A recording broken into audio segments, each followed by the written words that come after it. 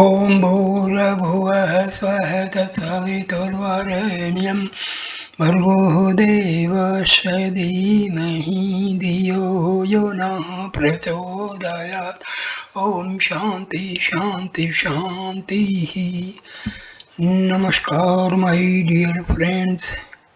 In this video I am going to give the life story of Shri Annamalai Swami after Bhagwan Shri Ramana Maharshi's Mahasamadhi or Mahanirwana.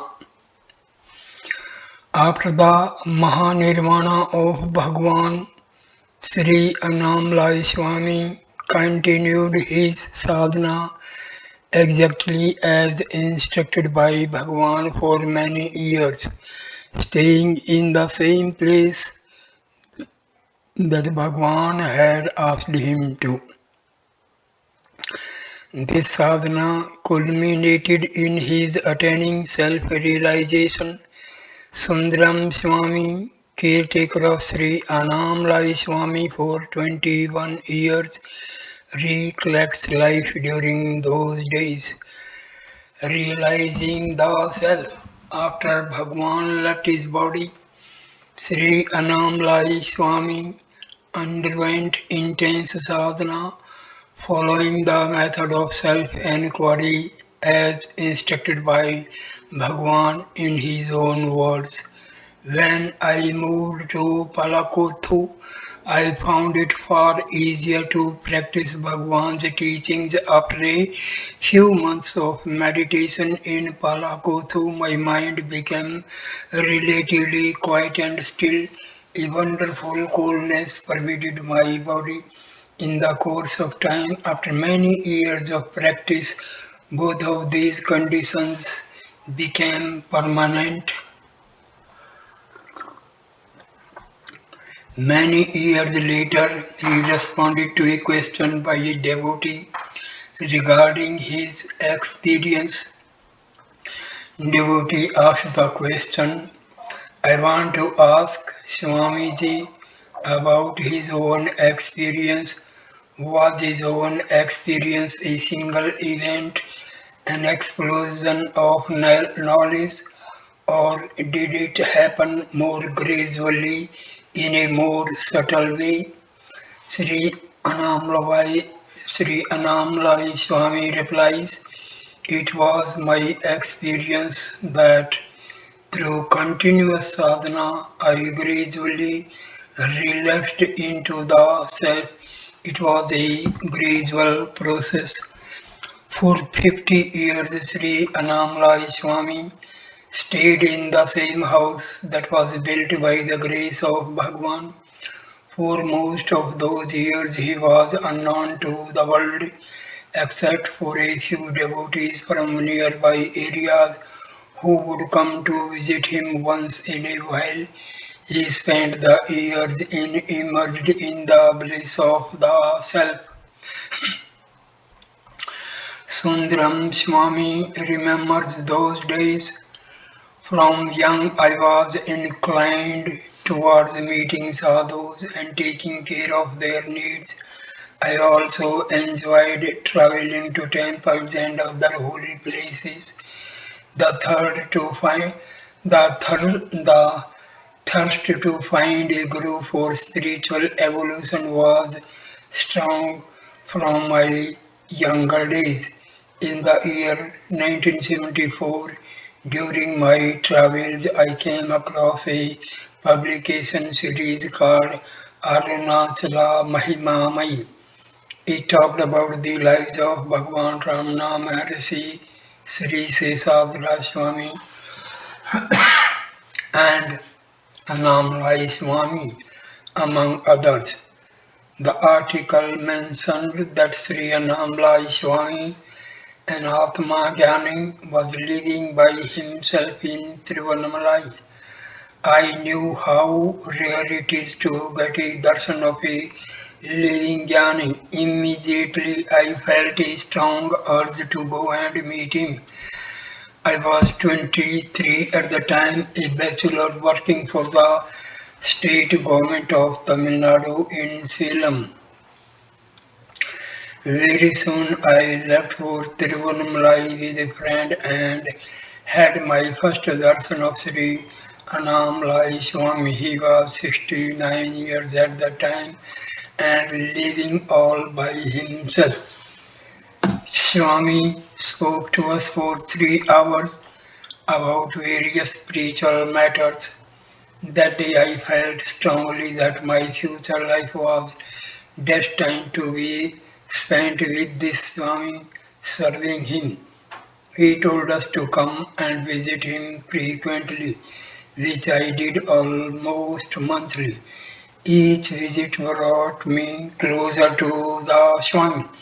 I would help him with various chores. Since he did not travel at all, he needed assistance with basic things such as paying the electricity bill. Nearly 2 years went by this way.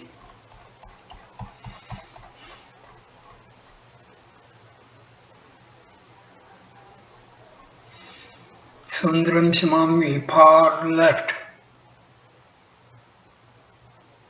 served as Sri Annamalai Swami's caretaker for 21 years. Next to him is Dhannapal. Far right, two people both named Natarajan. This picture was taken around 1982-83. On February 12, 1976, I received an inland letter from Annamalai Swami. It was handwritten by him in Tamil. I remember the contents exactly. Here is a translation. Vilai Vilayai Rajenama Panivittu Yannaku Shivaya Sivya Dhurkaga Udane Porapattu Veravum Ipadikku Annamalai Swami. Please resign your job and leave immediately to come here and serve me, Annamalai Swami. I was overjoyed on seeing the letter. I decided to leave immediately. There was no concern whatsoever about my job, finances, etc. I left the office, went straight to the Sugarnaveswara temple nearby Shiva temple. There I wrote my resignation letter. I mentioned my desire to strive towards Atam Jnanam and that I had found my Guru, and as a result was resigning from the job. Having made the letter and wound up my small rented room, the very same day I left for Tiruvannamalai to start a new life at the feet of Sri Annamalai Swami. Seva begins. When I walked into Sri Annamalai Swami's house and prostrated to him, Swami welcomed me and said, "Think of your life until this moment as a dream and forget it." I accepted his words and lived by it. Immediately I started to immerse myself in Guru Seva by attending to Swami's needs, buying basic supplies, cooking, cleaning, taking care of outside work, etc. In those days, there was just the one room and a small kitchen area.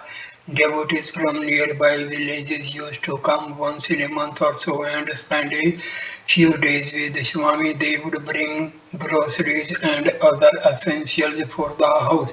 Sri Annamalai Swami had narrated to me how Chadwick supported him for 8 to 10 years and the circumstances that brought that to an end. He also narrated how Bhagwan's grace had ensured that his needs were continued to be taken care of. As soon as Chadwick's sport ended, he began to receive help from devotees in a village called Thelar near Vandavasi, about 75 kilometers from Tiruvannamalai. Jairam Mudaliar, Kopu Swami Achari and Adhivira Raghavan Pillai became regular supporters. Sri Annamalai Swami called them Mumurthigal, referring to the three gods Brahma, Vishnu and Shiva. Whenever they came, they would bring rice, parupu, lentils, etc. They would stay for a few days, even though the house was very small. Swami's teachings and advice were entirely based on what he learned from Bhagwan. He would ask devotees to follow books such as Nanyar, Yoga, Vasishtam, Rihu Gita, Kevilla, Navanitam, and Ashtavakra Gita.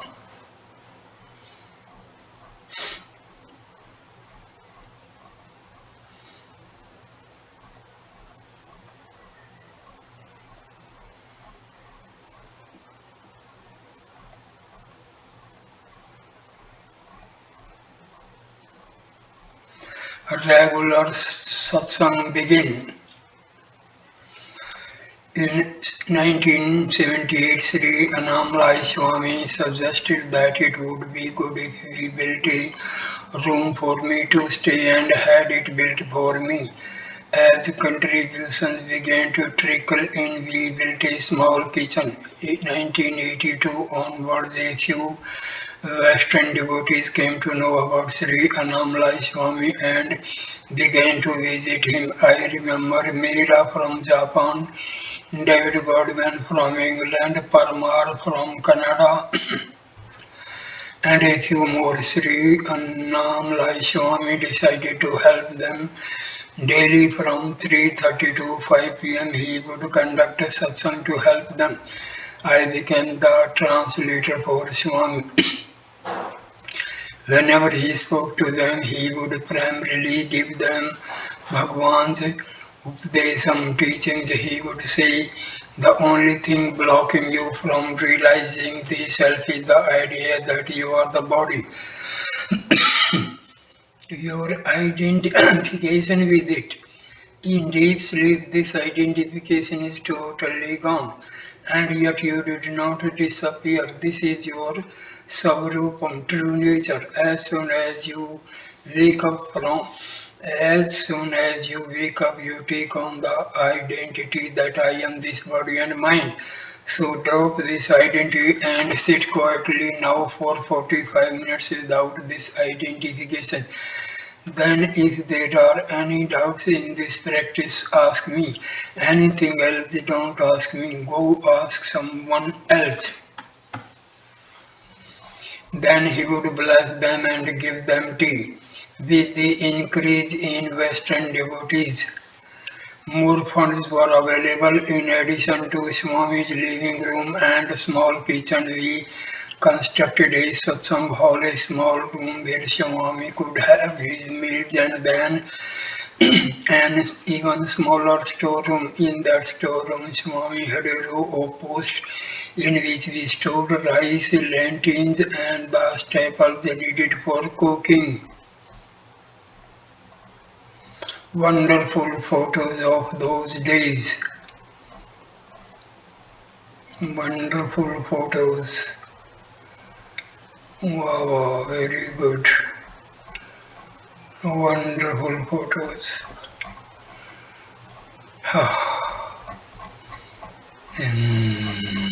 Wonderful photos. One by one photos. Sri Annamalai Swami's routine. Despite my outward routine, Swami always seemed to be in dhanam, meditation, ever alert, ever balanced. It was a great blessing to be of service to such a jnani for so many years. At 5:30 a.m. I would serve Swami his morning drink. 1 spoon of Horlicks, 1 spoon of Complan, 1 spoon of honey, all mixed in water. Since Swamiji's stomach did not take milk too well, he would continue to be in his meditative mood. Around 8:30 a.m. he would go for his morning walk for an hour. Breakfast would be ready. When he was back, he would sit for a while in his room. He also spent time in the garden cleaning up the weeds and plucking flowers for Bhagwan. He developed this garden himself. He would then see any devotee who came for his darshan and give them Bhagwan's upadesam.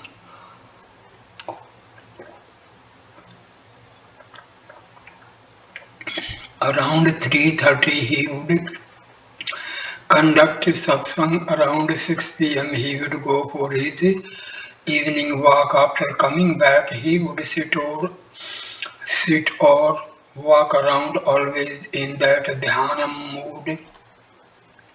After 8 p.m. he would sit outside the Samadhi room and ask us to sing Ribhu Gita or Ramana Annamalai. After the chanting he would clear any doubts that devotees had. This was followed by dinner, and around 10 p.m. Swami would retire. He would stay reclined in his bed. I could not call it sleep either. The Samadhi temple and the shrine.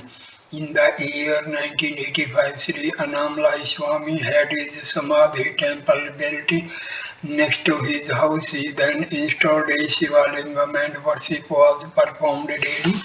After his Mahasamadhi, his divine body was placed in this temple, and following his instruction was placed a photo of Sri Bhagwan where he indicated every year on the November 9th Swami's Mahasamadhi Day, Aradhana is performed for the Samadhi shrine. Below are various photos of Sri Annamalai Swami and the Samadhi shrine. This is Samadhi shrine of Annamalai Swami. This is the photo of Annamalai Swami's Mahasamadhi temple.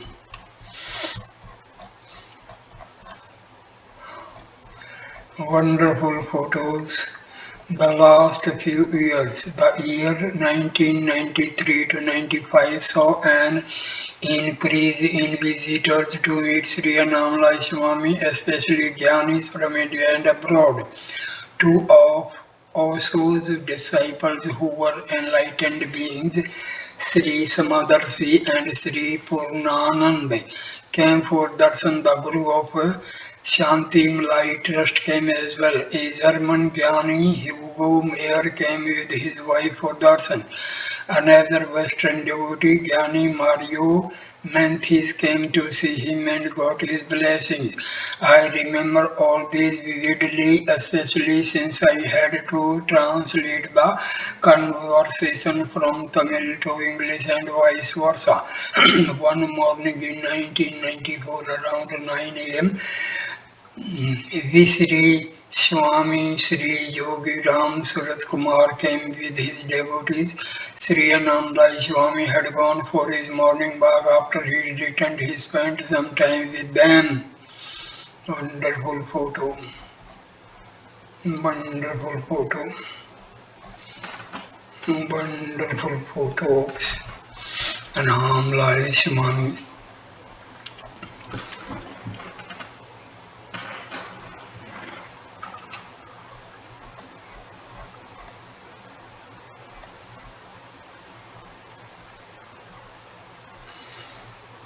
Mahasamadhi. Sri Annamalai Swami attained Mahasamadhi on November 9, 1995 at 4:45 a.m. His caretaker Sundaram Swami records those final days and moments as he stood by Swami's side when it happened. We represent below a few examples of Sri Annamalai Swami's teachings recorded during his interaction with devotees. In his lucid, straightforward response to questions, the core message of Bhagwan signs. gallery, a wide selection of photos and videos of Shri Annamalai Swami from his youth till his later years. Most of these pictures are from various albums that Swami had maintained in various albums now maintained by. So here and the video. Please like, comment and share the video and subscribe the channel. Thanks a lot. Namaskar my dear friends. Namaskar. Namaskar.